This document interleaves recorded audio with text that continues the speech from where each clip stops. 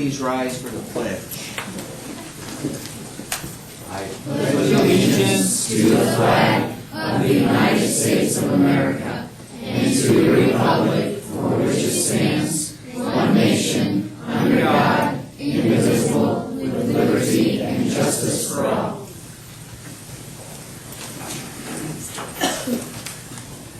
With the help of Mr. Hartley, we'll wade through this first part. Item 2, lease and additional appropriation hearing. So 2.1 is consider resolution receiving patrons' positions. As required by the school leasing statute, 50 or more patrons have signed a petition expressing interest that the school board pursue a lease financing in order to pay for the improvements in the school building project. So that is before you for your consideration. And I would so move. Second. Those in favor signify by saying aye. Aye. Motion passed. at this point, we'd entertain a motion to open the hearing. So moved. Second. Those in favor signify by saying aye. Aye. So again, the school corporation is funding this project through a lease financing, as it has done with other construction and renovation projects. Lease financings are used by school corporations across the state of Indiana to borrow for renovations and construction. So with this particular one, the Multi-School Building Corporation will purchase a portion of Plymouth High School, which will include the football field, at the closing for the appraised value.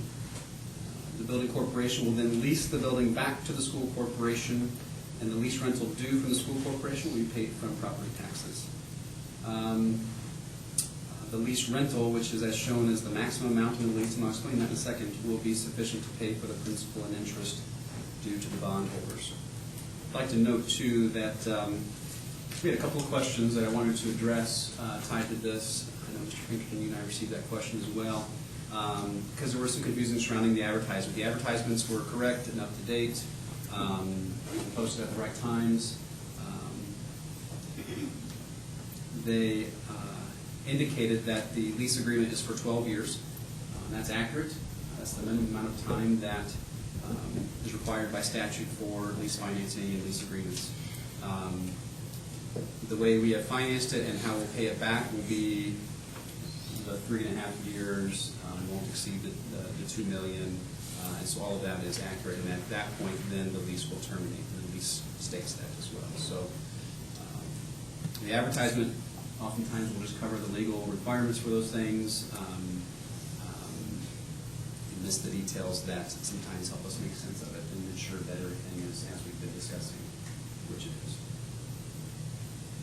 Any more discussion?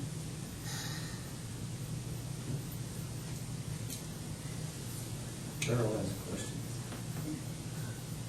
I know that it's part of the football bleachers and all that. It's part of the lease actually the football field. So we'll be leasing the property that the building corporation purchases from us, which, yes, does include. The field itself. Yes. Okay. Thank you. I do have a question. In the other meetings that I attended involving this topic, I do not remember any mention of a petition being needed. I thought this was a school board decision solely because it was under $2 million. Just clarification, you said it was a statute. Is it a state statute? And then in this case, the petition, who initiated the petition? It's the school leasing statute, which is 2047-3. It's initiated through the project in and of itself. So as that project is approved, that sparks the need for the petition for the financing portion of it. Okay, so our multi-corporation that was established was the one who initiated the petition and sent it out for people to sign. May I address that, please?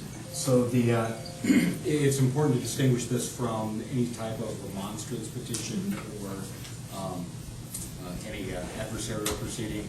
A petition is required to initiate the process, and the petition can be initiated by any party. In this case, it was initiated by the school corporation, and it does not have the same restrictions as something like a remonstrance petition. So school corporation employees are permitted to participate in gathering signatures, and there's no restriction about where they do it. They can do it on school property. So it just has to be a petition signed by at least 50 patrons of the school corporation, essentially approving the initiation of the building project. So to start the initiation, the petition should have been the first thing. The petition has been ongoing. That process began at the very beginning. They've been approving steps. The school corporation and the multi-school building corporation have been approving intermediary steps, but they cannot go ahead with a bond issue or enter into the final lease until the petition has been signed by the 50 patrons and accepted by the school corporation.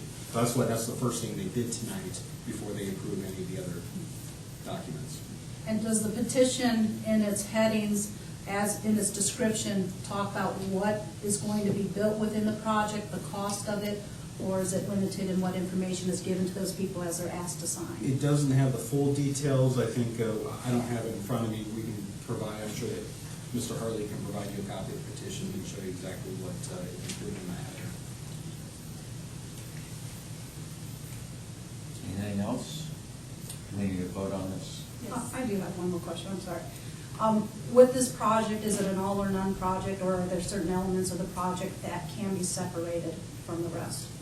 In other words, the football portion, does it have to go with the administrative building portion, or can the board at some point in time decide that one of those parts is not needed? Mr. Green, correct me if I'm wrong in this. So the scope of the project as presented was inclusive of the football stadium, bleachers, concessions, all of that, as well as additions to the administration building. So that's the intent and how it will be moving forward. I don't know of any means by which portions of that could be separated. As the project has been designed and is going to be bid, it's all part of the same total project. They're obviously separate components, and theoretically the board could stop in mid-project and change things, but it's been intended and has proceeded all along as one entire project, including all of the different phases. So the board could, there's nothing preventing them from Well, it if they so There's decide. nothing legally or theoretically that prevents them from stopping the project in its entirety. So, to answer your question theoretically, yes, they could make changes to it, but everything has been designed to proceed as one project, not separate components. So they would have to restart the entire process Yes. if they do decide that one portion of it is not needed. Yes. Thank you. Anything else? Call for a vote. Those in favor signify. No, we don't have a motion yet. Actually, the next would just be a motion to close the hearing. No, Correct me, please. we're at 2.3, which is the resolution authorizing execution. You're absolutely right. 2.3, resolution authorizing the execution of the lease and the sale of the real estate. I would make that motion. Second. Discussion. Those in favor signify by saying Aye. Discussion.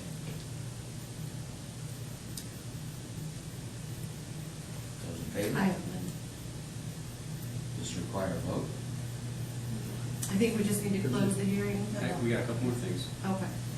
So the next item will be 2.4, which is the resolution appropriating the proceeds and establishing a construction fund. This is also inclusive of an additional appropriation hearing. We'll receive money for the sale of the real estate to the building corporation, and this money must be appropriated because it wasn't initially listed in our corporation's annual budget. We're required to hold a hearing for additional appropriation funds. So this resolution would then allow that. Motion. So moved. Second. Those in favor? Aye. Discussion. We need to vote on this. Next item is 2.5. Okay. So the next one is the resolution awarding construction bids and assigning bids to the building corporation. The building corporation will own the portion of the high school property, which will include the football field. They'll also be the issuer of the bonds. The bond proceeds will be held by a trustee bank and will be used to pay the contractors for the work done to the building. The construction projects will need to be with the building corporation because they have the money with which to pay the contractors. The school corporation will still receive the bids and award the contracts under state law, but then assign those contracts to the building corporation. This resolution authorizes that. Motion. Second. Those in favor signify by saying aye. Aye. Discussion. 2.6. This is a resolution approving continuing disclosure undertakings, so whenever we sell bonds and are involved in that process, there are a series of disclosures that we need to make to the Securities and Exchange Commission through their database systems. And so this resolution indicates our purpose in doing that. Motion. So moved. Second. Those in favor signify by saying aye. Aye. Discussion. 2.7. Consider the resolution accepting post-issuance procedures. So this resolution gives authorization to our compliance officer to follow some very specified steps upon the bonds being sold and ensuring that we are compliant with all letters of the law in that regard. Motion. So moved. Second. Those in favor signify by saying aye. Aye. And we close the hearing? Before you do, Ms. Holloway, just want to report to the board that the Multi-School Building Corporation met this afternoon in a public meeting, as was advertised, and it also approved the lease and trust indentures, so they've approved their portion of all of these agreements as well. Entertain a motion to close the hearing. Motion to close the hearing. Second. Those in favor? Aye. Hearing closed. All right, we need about 5 minutes